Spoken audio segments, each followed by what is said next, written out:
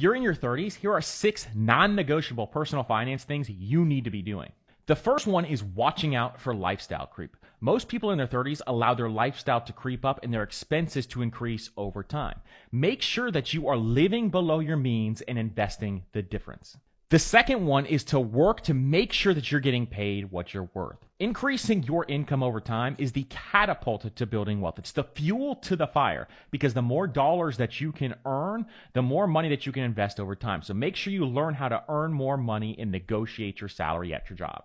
Number 3 is you should have an emergency fund. It's not if things are going to happen in life, it's when things are going to happen in life to you. So you need to have that money set aside so that when life throws things at you, you're already prepared. Number 4, if you have dependents, you need to get term life insurance, not universal life insurance, term life insurance. It's much cheaper. It costs $20 to $30 a month, and it covers you if anything happens to you in your life.